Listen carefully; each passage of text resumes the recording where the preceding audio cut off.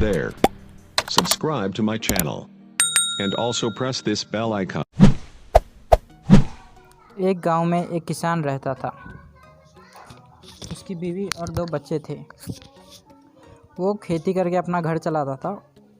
सामूहिक तौर पर वो कॉटन की खेती करता था। तो खेती करने का काम बहुत मुश्किल होता है, बहुत महीने लगते हैं इसको खेती करने में। तो इनको एक समस्या आ रही थी। जब भी कॉटन के प्लांट सूख जाते थे तो उसके ऊपर इंसेक्ट्स आके वो पत्तों को खाते थे। ये इंसेक्ट्स बॉलवर्म्स भी बोलते हैं इनको। ये बॉलवर्म्स आके इस सारे लीव्स को, कॉटन को ख़राब कर दे रहे थे। तो किसान ने पेस्टिसाइड छिड़कना शुरू कर दिया। ज़्यादा से ज़्यादा पेस्टिसाइड मार रहा था, ज़्यादा से ज़्यादा फर्टिलाइज़र मार रहा था। वो सोच रहा था कि फसल इस पर अच्छी आएगी, पर ऐसा नहीं हुआ। सारे कॉटन वर्म्स, बॉलवर्म्स ने, सारे जो इंसेक्ट्स थे, सारे ने फसल ख़राब कर दी। तो जब किसान ने देखा, जब उसने फसल देखी तो वो चौंक गया और सोचा कितने महीनों की मेहनत बर्बाद हो गई। मैंने कितने पेस्टिसाइड्स डाले थे, फर्टिलाइजर्स डाले थे, कुछ फ़ायदा नहीं हुआ इसका। तो वो सोचता रह गया, ऐसे ही बहुत निराश हुआ। तो फिर उसका दोस्त आया। उसने बताया कि शहर में मेरा दोस्त रहता है, उसके पास इस समस्या का कोई तो समाधान होगा। तो वो शहर चले जाते हैं कॉटन रिसर्च इंस्टीट्यूट में। वहाँ उसके दोस्त से मिलते हैं। तो वो दोस्त बड़ा साइंटिस्ट होता है उसका। तो वो इस सारी समस्याओं के बारे में बताते हैं। तो साइंटिस्ट क्या करता है, पहले उनको एक्सप्लेन करता है कि ये कीड़े मकोड़े, इनकी मेन प्रॉब्लम क्या है। तो ये बताता है ये कीड़े मकोड़े जो है ना, जब पेस्टिसाइड्स डालते हैं, पेस्ट और पेस्टिसाइड्स, तो थोड़े कीड़े मर जाते हैं और बाकी के जो होते हैं उससे रोग निरोधक शक्ति डेवलप करते हैं। तो वो पेस्ट रेजिस्टेंस बन जाते हैं। तो इसी वजह से उन्होंने बीटी कॉटन के बारे में बताया। बीटी कॉटन, बीटी मतलब एक प्रोटीन होता है जो स्पेसिफिक इंसेक्ट को मारता है। तो इसमें जेनेटिक इंजीनियरिंग भी आता है। जेनेटिक इंजीनियरिंग क्यों चाहिए? जेनेटिक इंजीनियरिंग और ट्रेडिशनल हाइब्रिडाइजेशन, ये 2 टेक्निक हैं। दोनों टेक्निक से हम इसमें रेजिस्टेंस डेवलप कर सकते हैं। तो जेनेटिक इंजीनियरिंग में क्या करते हैं, सॉइल में एक बैक्टीरिया होता है। सॉइल में ये क्या करता है, बीटी टॉक्सिन प्रोड्यूस करते रहता है। तो वो टॉक्सिन जो प्रोड्यूस करता है वो प्रोटीन टाइप होता है। वो उसकी वजह से सारे इंसेक्ट्स जो भी उसको खाएगा तो वो मर जाएगा। तो इसमें क्या करते हैं, वो जो जीन होता है जो बीटी टॉक्सिन प्रोड्यूस करता है, उसको बैक्टीरिया में से निकाल के प्लांट में डालते हैं।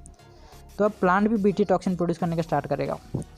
ये डिफेंस मैकेनिज्म है उसका। जब उसको एक पेस्ट खाएगा, स्पेसिफिक पेस्ट, मतलब सिर्फ एक ही पेस्ट इसको एक खाएगा ना, तब वो प्रोटीन उसके गट में जाएगा। गट में चला गया, देखिए इधर गट में जाएगा और स्पेसिफिक रिसेप्टर्स को बाइंड करेगा और गट वाल को रप्चर करेगा। रप्चर मतलब तोड़ देगा। तो इस वजह से वो इंसेक्ट मर जाएगा।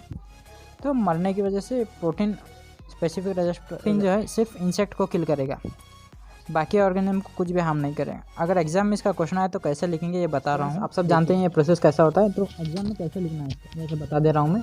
अगर ये 5 पॉइंट आपको आएंगे ना, तो नीट में भी आपका एक क्वेश्चन फिक्स आएगा और बोर्ड एग्जाम में भी 5 मार्क्स का क्वेश्चन आएगा। तो आप उसे ईजिली अटैम्प्ट कर सकते हैं।